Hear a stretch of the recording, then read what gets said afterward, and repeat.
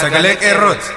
Sagaleen qeerroo torbaanitti guyyaa sadii diddaa uummata Oromoo fi saboota cunqurfamoo impaayera biyyattiin mara akkasumas shira mootummaa abbaa irree wayyaanee kan gabaasudha. Kun sagalee qeerrooti.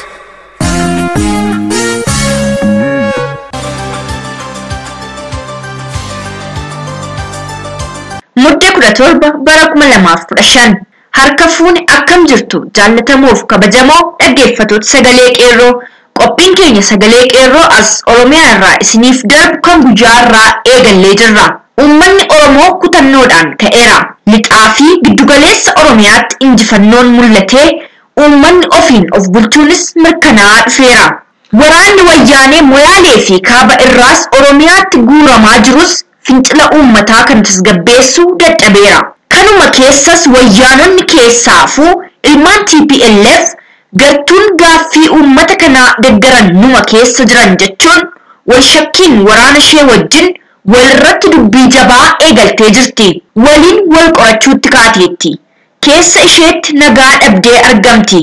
Uummanni Oromoo akka galaanaa mataa isheerra ba'uuf ka'ee gara itti baatu dhabdeetti. Kaan ijoollee ishee gara alaatti ergachuu jalqabdeetti. Poolisoonni Oromiyaa naannoo tokkotti gara uummataa ijaajjee jira. Daandii cufachuun uummata daran dachaan itti fufeera. Yeroo ammaa uummanni Finfinneetti wal argina jechuun labsii fi waamicha taasifataa jira. Goonni tokko dhugaaf yoo kufe goota 1000 dhiigaaf xiiqiin dhalcha. Lafti keenya lafee keenya kunnee namaa hin laannu. Gumaa namoota keenyaa galfata nyaannee duubatti hin deebinu. Kun dhaadannoo ilmaan Oromiyaati. Oduulee golee Oromiyaa jaal hariiroo dhageessisa. Ibsa adda bilisummaa Oromoo irraa argannes qaama sagantaa keenyaa godhanneerra. Gaaffiif deebii hoogganaa International Qeerroo Support Group waliin taasisne akkasumas wallee warraaqsaa fi beeksisallee qabna.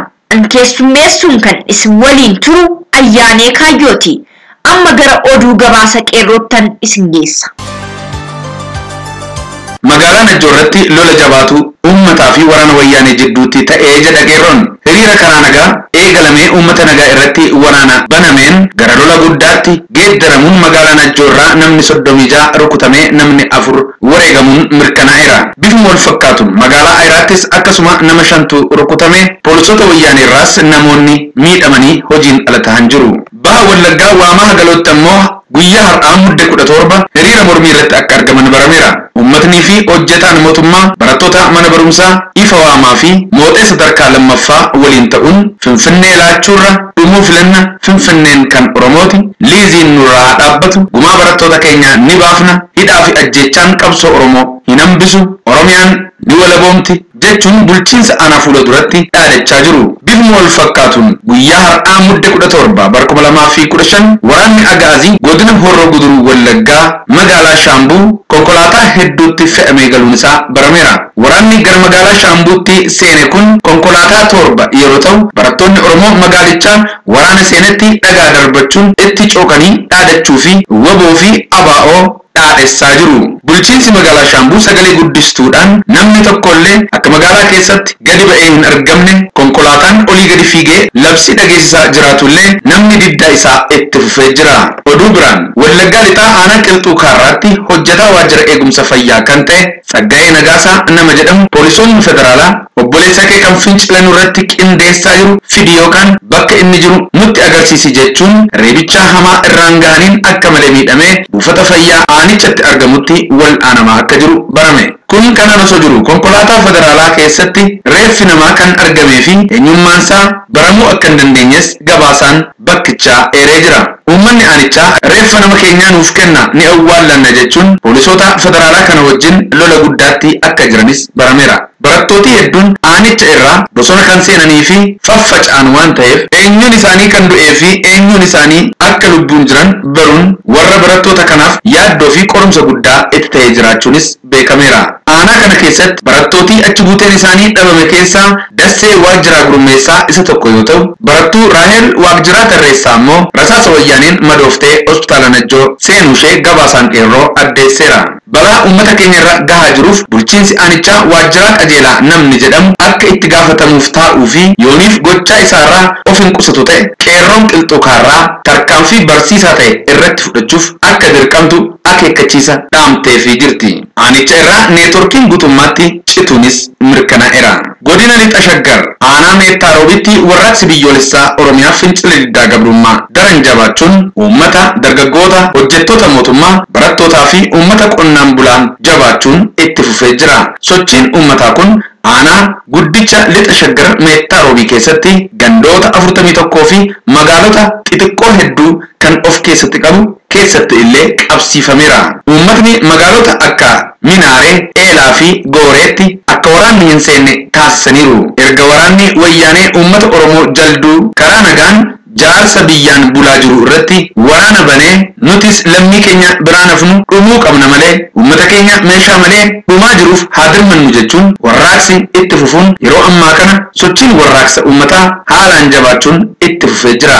Waraanni raayyaa ittisa wayyaanee konkolaataan ooraalii torba fe'amee gara Meettaa Roobitti aseenaa jira. Daandii uummatni cufe karaa darbaa dhabuun miilaan qaxxaamuree uummata keenyatti qaxxisaa jiraachuun barameera. Bifuma wal fakkaatuun godina Kibba Lixa Shaggar aanaa ammayyaatti warraaqsi biyyoolessaa Oromiyaa fincila diddaa gabrummaa daran jabaachuun uummata, dargaggoota, hojjettoota mootummaa, barattootaa fi uummata qonnaan bultootaan jabaatee itti fufee jira. Erga waraanni magaalaa Walisoo fi aanaawwan godina Walisoo keessatti qabsiifame aanaa ammayyaattis lolli kun jabaachuun waraanni wayyaanee uummata irratti dhukaasaa banee jira. Haaluma wal fakkaatuun uummanni Oromoo aanaa Wancii dhaadannoo sagalee jabaan dhageessisaa jira. Guutummaan godina Kibba Lixa Shaggar godinni Walisoo warraaqsa guddaa keessa galtee jirti. Waraannis sagalee dhukaasaa meeshaa gurguddaa dhageessisuu itti fufeera. Uummanni Oromoo daandii cufuun karaa nagaa sagalee mormii guddaa gochuuf aanota kana keessatti daandiin konkolaataa guutummaatti kan cufame yoo ta'u uummanni garuu karaa nagaa bahee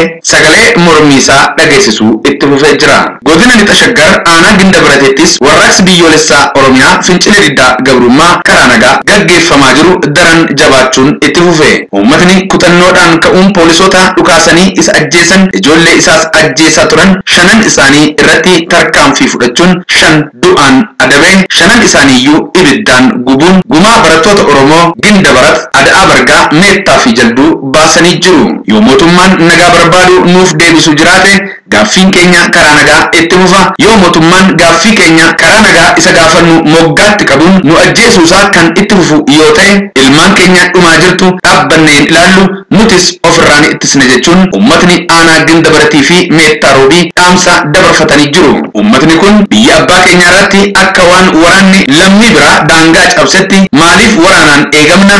Waraanni nurraa ka'uu qaba. Waraanaan nu waraansisuun gaaffii keenyaaf deebii hin ta'u. Hanga gaaffiin keenya deebii argatutti warraaqsi jabaatee itti fufa jechuun jala muranii addeessanii sagalee guddaan itti himaa jiru. Godina Lixa Shaggar magaalaa Olonqomii halkan keessaa sa'a 3:30 irratti bilisummaa ishee labsatte. Waajjiraaleen mootummaa hundi humna sochii warraaqsaa uummataan barbadeeffamaniiru. Erga uummata jalduu irratti waraanni baname uummatni Oromoo hundi aarii guddaan guutame akkamitti otoo gaaffii mirgaa karaa nagaa gaafachaa jirru dhukaasuun nu ajjeestu jechuun warraaqsi daran jabaatee itti fufe. Yeroo ammaa kanatti waajjira barnootaa fi manneen barnootaa qofa hambisuun uummatni waajjiraalee mootummaa hundaa barbadeessee jira. Uummanni magaalaa Dambidolloo Wallaggaa tokkummaan dhaabbachuun kaabinootaa fi loltoota wayyaanee ofirraa baasee bulchiinsa magaalaa mataa ofii tolfatee bule. Haala kana keessatti dhukaasaa fi lola loltoonni wayyaanee irratti bananiin namoonni 8 uummata irraa kan wareegaman yoo ta'u dhuma irratti injifannoon uummata keenyaan xumurame magaalattiin dhuunfatamuun alaabaa Oromoo dhaabbattee bulteetti. Loltootiin wayyaanee humna guddaan magaalattiitti bobba'uun meeshaalee gurguddaa dhukaasaa fi qabeenyaa uummataa miidhaa akka jiran gabaasni qeerroo addeessa. Uummanni baadiyyaas kallattii afuriin waan qabu qabatee gara magaalattiitti birmachaa jira. Dhiiraa dhalaa osoo hin jenne, jaarsaa jaartii osoo hin jenne gara magaalattiitti duuluun wayyaanotaa ofirraa baasuuf qabsoo guddaa gochaa jiran. Dhuma irratti godina Shawaa Bahaa magaalaa Qooqaa fi Adulaa keessatti fincila diddaa gabrummaa ka'een poolisoonni uummata irratti dhukaasa bananii uummanni fi poolisoonni lola guddaa taasisuun dhagahame. Poolisoota hedduun hojiitiin ala ta'uu fi nama Oromoo irraas namni 2 wareegamuun barameera. Lamaan kana malee namoonni hedduun riifeeriidhaan gara hospitaala magaalaa Finfinneetti geeffamuu isaanii gabaasaan qeerroo eeree jira. beeksisa lammiilee Oromoo biyya keessaa fi biyya ambaa jirtan maraaf yeroo har'aa qabsoo warraaqsa fincila diddaa gabrummaa Oromiyaa kan waliigalaa adeemaa jiru abbummaan kan gaggeessaa jiru qeerroo bilisummaa Oromoo ta'uun beekamaadha. haa ta'u malee qeerroon dhaabbilees ta'an namoota dhuunfaa yookaan qaama fedhe kanneen qabsoo Oromoof laalatanii fi tinnisa gama isaanii godhanii fi gochaa turan ittis jiran mara ni dinqisiifata. waan danda'u maraan isaan cinaas ni dhaabbata. kun ta'ee otoo jiru jaarmiyaaleen akkasumallee dhaabbileen siyaasaa fi namootiin dhuunfaa qabsoo qeerroon bilisummaa Oromoo ammaan tana abbummaan gaggeessaa jiru kanaan maqaa argachuuf akkasumas deeggarsa guurrachuuf hifaajaa fi bololan akka jiran irra geenyee jirra. dura irratti gaaga'ama karaa jallaan akkasii fidu keessaa tokkoffaa diinnis qabsaa'ota keessa seenee nama deeggarsa kennu fakkaachuun gaaga'ama guddaa geessisuu danda'a. lammaffaa deeggarsichi miidhamtoota deeggarsa barbaadaniifis ta'e akeeka eegalame galmaan geessisuuf otoo hin ooliin hanqata. hunda caalaa immoo gumaan namoota keenyaa qabsoo kana irratti wareegamanii kan ba'u qabsicha of dura tarkaanfachiisuun ta'uu qeerroon cimsee amana. waan ta'eef warri dhaabbilee siyaasaa biyya keessaas ta'e qaama biraa qabsoo bilisummaa Oromoof hojjetan deeggaruu barbaadan teessoo isaaniitiin gargaaruu kan qabdan yoo ta'u kanneen qeerroo bilisummaa Oromoo deeggaruu barbaadan garuu jaarmiyaa akeeka kanaaf dhaabbatee qeerroo bilisummaa birattis ta'e mootummoota gurguddoo idil addunyaa irratti beekamumti qabu karaa jaarmiyaa International Qeerroo Support Group qofa akka ta'u kabajaa jaallummaan isin beeksisuu jaalanna. qeerroo bilisummaa Oromoo. Abao dabako abdinti yesuma hagamu yo turtumo hinsiketuma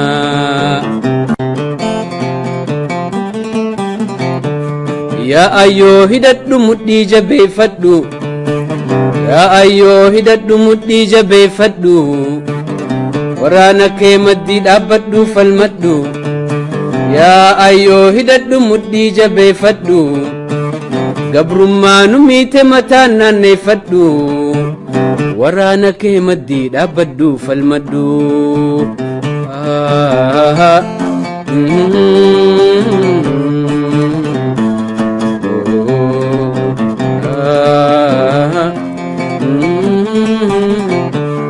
meetakkaan dubbadha meetakkaan himadha meetakkaan dhaammadha meetakkaan dubbadha meetakkaan himadha meetakkaan dhaammadha yaa ijoollee Oromoo meena dhageeffadha.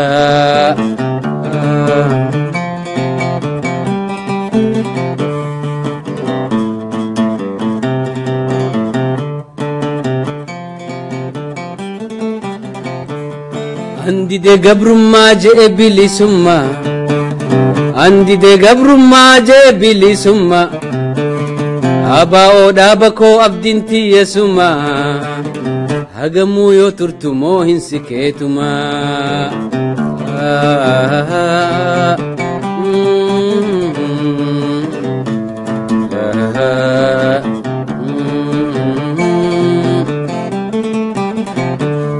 andide gabrummaa jee bilisummaa andide gabrummaa jee bilisummaa abao dabako abdinki yesuma hagamu yo turtumo hinsiketuma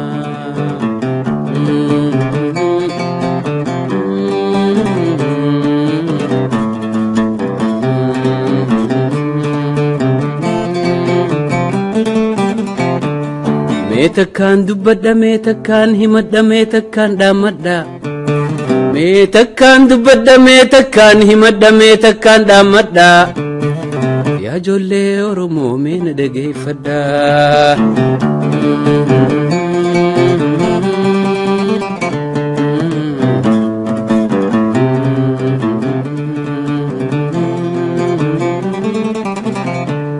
meetakkaan dubbadha meetakkaan himadha meetakkaan dhaammadha meetakkaan dubbadha meetakkaan himadha meetakkaan dhaammadha yaa ijoollee ilmaan Oromoo meena dhageeffadha yaa ijoollee ilmaan Oromoo meena dhageeffadha yaa ijoollee Oromoo meena dhageeffadha. lola mootummaan Itoophiyaa uummata Oromoo irratti labse ilaaluun ibsa adda bilisummaa Oromoo irraa ba'e.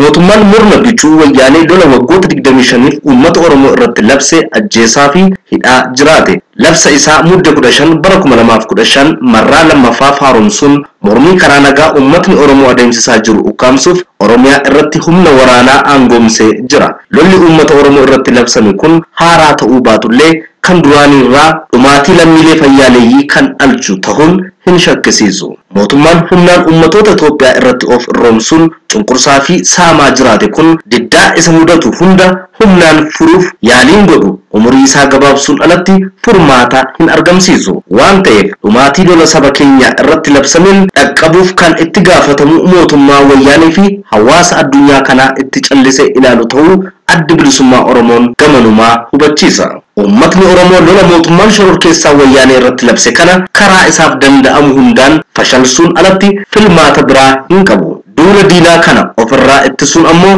mirga isaati. Kanaaf adda bilisummaa Oromoon kana dura jabinaan dhaabbatuuf waamicha kanaa gadi dabarsa. Tokko, ilmaan Oromoo leenjii waraanummaa yeroo adda addaa fudhattanii uummata keessa jirtaniif lola sanyii duguggii uummata kee irratti labsame kana dhaamsuun uummata Oromoo dhumiinsa irraa baraaruu keessatti uummata kee ittisuuf gandaa gandaan akka of ijaartu. Lama, lammiilee Oromoo hidhannoo qabdan duulli uummata Oromoo irratti baname isiniinis dabalata waan ta'eef meeshaan akka dhuunfaatti qabdaniin uummata keessan dhumaatii irraa ittisaa. Lammii gaafa rakkoo ta'uu keessan hojiin agarsiisuuf uummata keessan cinaa hin dhabamina. Kanaaf kanneen leenjisa qaban hidhachiisuun dirqama keessan ta'uu hubachiifna. Sadi, lammiilee Oromoo biyyoota alaa keessatti argamtaniif har'a uummatni keenya mirga isaa kabachiifachuuf gaaffii karaa nagaa dhiyeessaa jiruuf deebiin kennamaa fi jiru deebii humnaa fi rasaasaa ta'ee jira. Fincila adeemaa jiru keessatti daa'imman osoo hin hafiin wareega baasaa jiran waan ta'eef uummata keenya roorroon alagaa itti hadhaa'u irraa cunqursaan haa ga'u jechuun falmataa jiru kana waliin karaa isiniif danda'ame hundaan akkasumas kan dandeessan maran cinaa dhaabbadhaa. Kanneen uummata keessaa leenjisaa qabanii uummata ittisuuf ijaaramuuf deeman kana qabeenyaan akka bira dhaabbattan.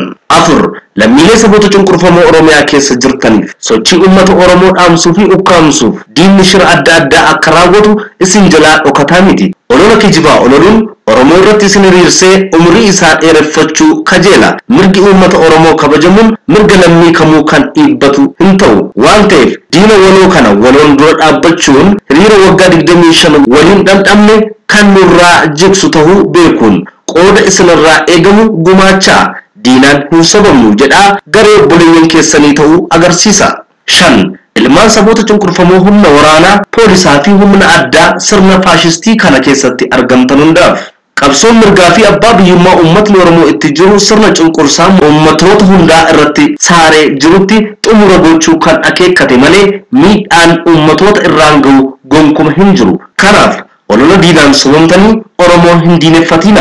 Ajjechaa, hidhaa fi reebicha irraan gahaa jirtan daddaffiin akka dhaabdan adda bilisummaa Oromoon waamicha isiniif dabarsa. Ajjechaa raawwachaa jirtan kanaaf bor mataan gaafatamuu jalaa akka hin baane isin hubachiifna. 6. Hawaasa addunyaa maraaf Itoophiyaa wayyaanee keessatti sirna diriirfame kan fedhii uummatootaa hin guutne, mirga dimokiraasii hin kabajne, bilisummaa uummatootaatti gufuu tahee mirga hiree murteeffannaa sabootaa hin kabajne akka ta'e tarkaanfii yeroo adda addaa fudhatuun mul'isaa akka turee fi jiru hubatamaadha. Tarkaanfiin garaa jabinaa fi diinummaa uummatoota irratti addatti ammoo uummata Oromoo irratti fudhataa ture kanaaf ragaa isa duraati. Har'a haalli kun itti hammaatee gara tarkaanfii sanyii duguggiitti tarkaanfateera. Humni murtiin itti dabarfame ammoo dhabamaa irraa of hambisuuf lola irratti banamee ofirraa ittisuun dirqii ta'a. Haalli wayita ammaa Itoophiyaa keessatti mul'ataa jiru yeroon furmaata hin argatu taanaan gara dhumiinsa suukanneessaa Ruwaandaa keessatti mul'ate fakkaatutti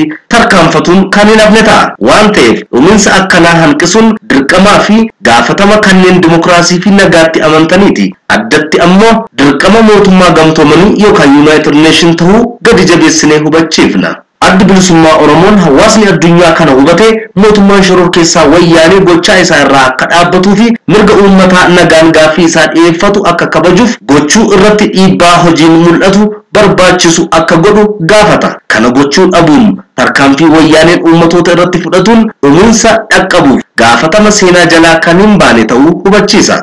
Injifannoo uummata Oromoof adda bilisummaa Oromoo. Abaa odaa bakoo abdiinti yeesuma hagamuu yoo turtu moo hin sikeetumaa.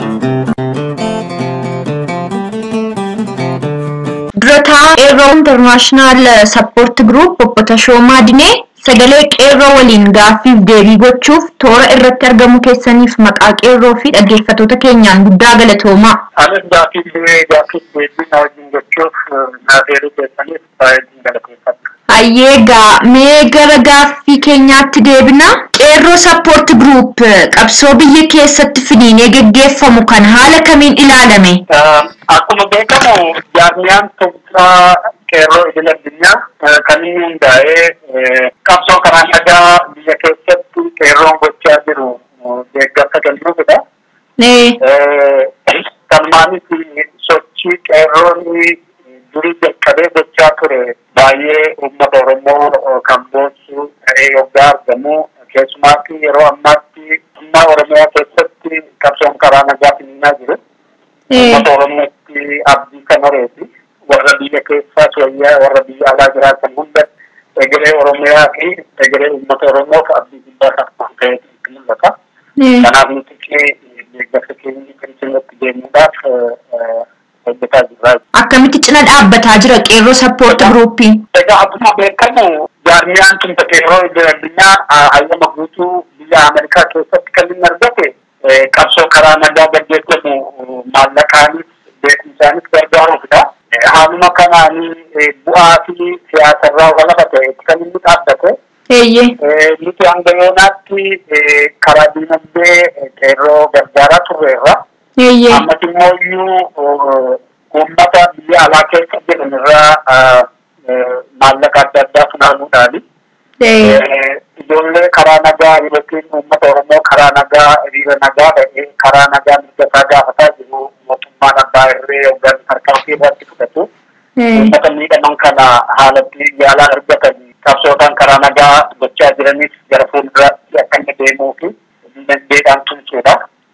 Karaa gara biraas beektota keenya biyya abbaa keessa jiranitti gargaaramnee qabsoon karaa nagaa tooftaan itti gaggeeffamaa danda'u irratti tartiiboo adda addaa baasnee isaafis karaa sanatti gargaarsa gochuu irratti argannaa jechuudha. Hayyee qabsoo fincila diddaa garbummaa Oromiyaa waliigalaa kana abbummaan gaggeessaa kan jiru dhaabbilee siyaasaa karaa nagaan impaayera biyyattii keessatti adeemsaa turanis ta'e akka diinni ololutti adda bilisummaa Oromoos miti. Qabsoo kana abbummaan kan gaggeessaa jiru qeerroodhaan. Kunis qeerroo bilisummaa Oromooti. Garuu dhaabbileen tokko tokko maqaa keenyaan uummata Oromoo aardilee adda addaa irratti argaman irraa deeggarsa guurrachaa jiru. Konfiyuuzinii gama kanaan uumamee jiru haala kamiin uummata keenyaaf addeessitu meesin? Egaa gaafuma jaarmiyaan kun biyya kana keessatti dhaabbatu jaarmiyaan kun mootummaa guutuutti kan hojjechuudhaaf of kennee dhaabbate biyya keessatti qabsoo godhamu karaa qeerroo deeggaruufidha. Haa ta'u iyyuu malee ani jaarmiyooleen civic organization Oromoo jiran hundumaatu kabajan qaba. Amma hanga isaanii bu'aa uummata Oromoodhaaf kabaja guddaan qaba. Garuu isatti fakkeessanii jaarmiyaaleen adda addaas ta'e namoonni dhuunfaa dinagdee adda addaa maallaqa yookiin waan adda addaa kan qeerroof gargaarsa ergan fakkaatanii dhuunfaatiin itti gargaaramu taa'an tokkoffaa kan gadhiisu seenaan isaan gaafata.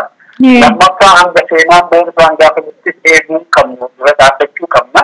Kanaaf qeerroon bilisummaa biyya keessatti sochii gochaa jiru kuni gargaarsi kallattiidhaan karaa qeerroo tumsa qeerroo idil addunyaa isaan gahaa jiraachuusaa hanga yoonaatti kan isaan gahee ammas immoo iyyuu karaarra kan jiru kan ergamaa jiru jiraachuusaa ibsa godhe tumsi godhamuufii qabu karaa jaarmiyaa kanaa akka ta'uufi beeksisuu qaba isa godhu tokko dubbachuun barbaada.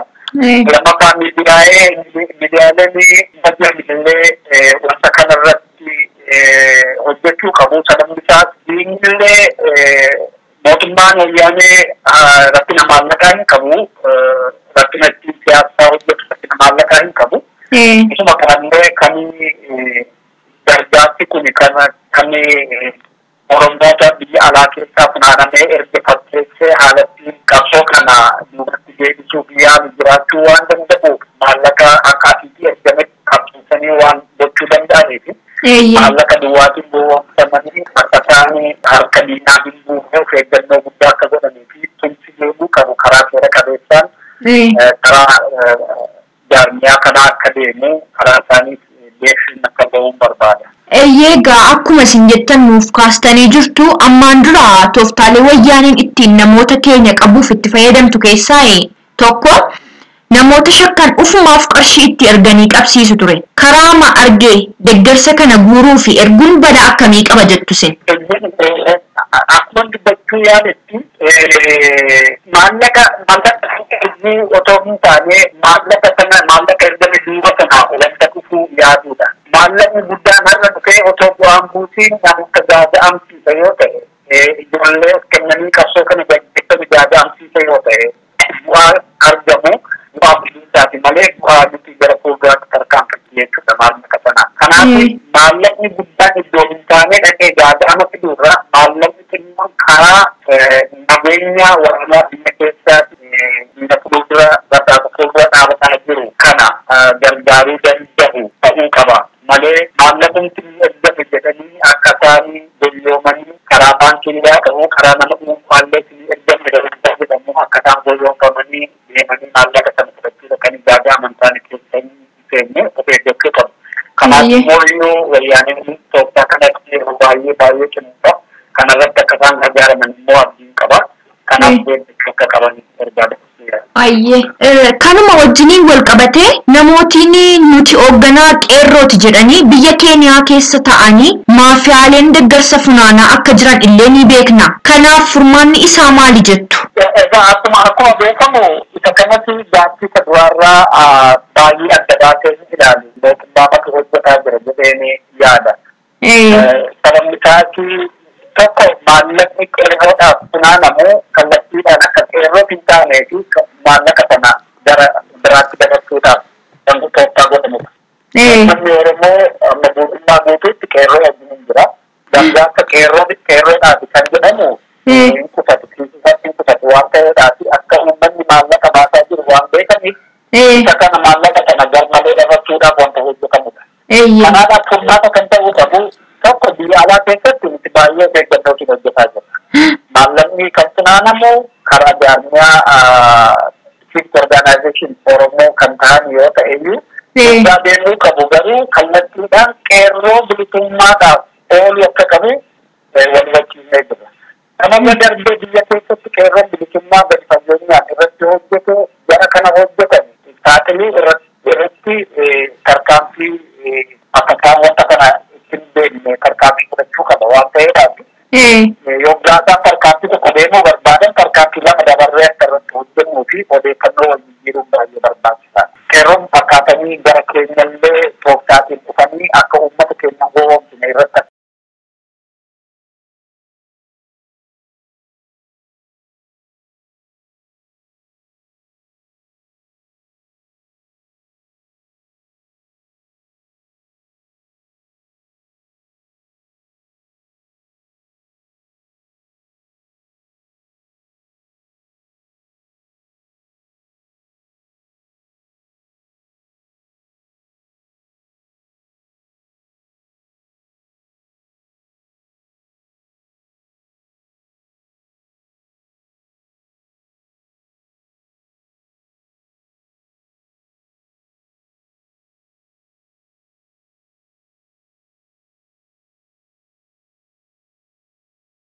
kan akka isaan hin hojjennee fi gaagaa amantaane keessa akka isaan seenani ergaan dabarsaati.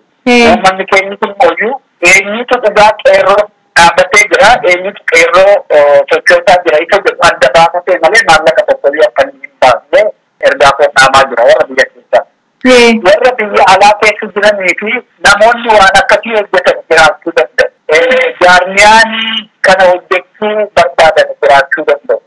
Hanganani beekutti jaarmiyaan lama beekamtummaadhaan gargaarsa biyya keessaa bakka godhu nan beeka. Mattaaftuu lamni karaa isaatiin warra ijoollee miidhaman yookiin maatii ijoolleen jalaa miidhaman yookiin Oromoo miidhame gargaarsa gochuudhaaf maallaqa fuudhanii akka inni ergaa ture nan beeka. Mattaaftuu lamni uummata Oromoo biratti kabajamaa fi dhaaba guddaa waan ta'eef karaa isaanii funaanamu gara biraatti darba jennee yaadu. Garuu hunduma caalaa international qeerroo support group yookiin jaarmiyaan tumsa qeerroo idil-addunyaa kan inni dhaabbate qeerrooti. Qeerroon immoo iyyuu gaafa dhaabbate jalqabee nuuf dhaabbate karaa isaanii nu gargaara jedhanii beekamtii kennanii.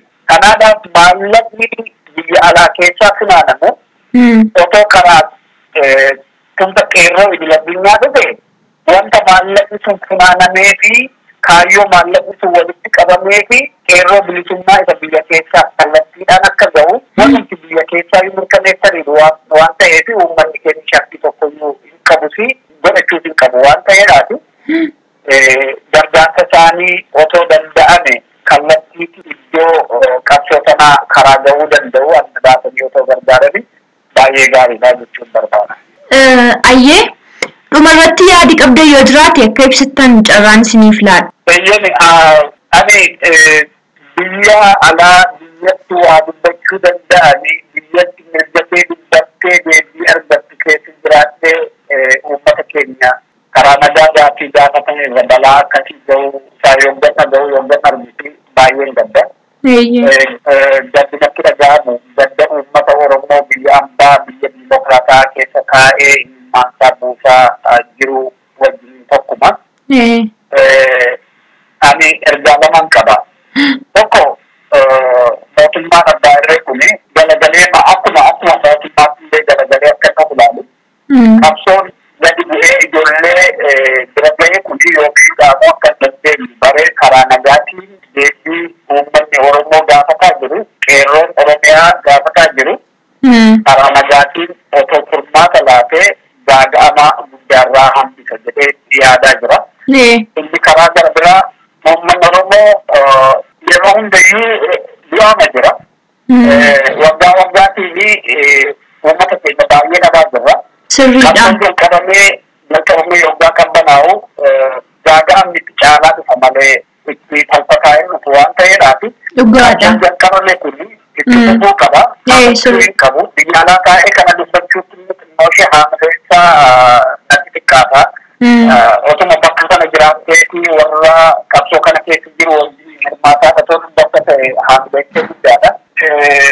Garuu idduma keenya illee wanta gochuu dandeenyu waan goonuudhaa fi wanta dubbachuu dandeenyu suuraan dubbannoo malee akka biyya keessaatti haamilee argattee hin dubbattu. Kanas ta'e sana garuu uummata Oromootii fi yoo qabsoo kana inni jalqabame kun duubatti deebi'e gaaga'ama guddaa jira.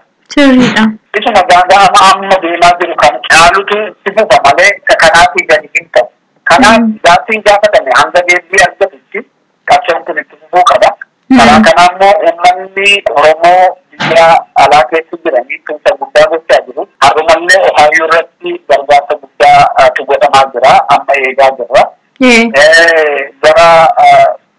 Gara Kanaadaattis, Awustiraaliyaa irrattis, gara Awurooppaa irrattis wanti wal fakkaataan baay'ee hojjetamaa jira waan ta'eedhaaf uummanni Oromoo yeroo dhumaadhaaf deebii argachuu qaba gaaffii isaa. Kanaaf immoo qabsoon jalqabame itti fufuu qaba kan jedhu ergaan qaba. Kana yookaan dubbatu garuu irra deebi'ee waan ani dubbachuu danda'u haamilee biyya keessa teessee dubbachuu dandeessu hin dubbataa jiran. Because ani biyya nagaa jiraatee uummata keenya biyya keessatti lubbuusaa laachaa jiru irratti waan akkasii yookaan dubbattu immoo haamileen koo ol ka'aa. Kanas ta'e sana garuu qabsoon jalqabame hanga deebiin argamutti itti fufuu qaba kan jedhu ergaa dabarfachuu barbaada. Kanaaf immoo biyya alaa keessa warra jirru cina keessan jirra waa tokkoon shakkiinaa. Ayyee egaa homaa miti isinittis hin dhaga'amni maalii fi qabsoo kana biraa waanuma dandeenyuun dhaabbachuun iyyuu waa tokko waan ta'eef yeroo keessan qaalii nuuf kennitanii gaaffiif deebii sagalee qeerroo waliin taasistaniif ulfina guddaa argadhaa jenna. Anis baay'een bira keessadhaa hojii hojjetaa jirtan baay'ee boonsaadha. Qabsoo kana gara fuulduraatti kan akkasiin kan godhe keessa miidiyaaleen Oromoo jiran hedduu waan guddaa hojjetaa jiru waan ta'eef isinis qaamuma sana keessa waan taataniif kallattiidhaan immoo qeerroo sochii qeerroo galmeessaa gabaasaa waan jirtaniif hedduun isin galateeffadha. Hayyee isinis ulfaadhaa galata guddaa argadhaa. Egaan kabajamtoota dhaggeeffatoota keenya qophiin keenya irraa kana fakkaata ture waan nu dhaggeeffattaniif galanni keenya guddaadha. qophii wal fakkaatuun yeroo itti aanu aga wal arginutti nagaan nuuf tura.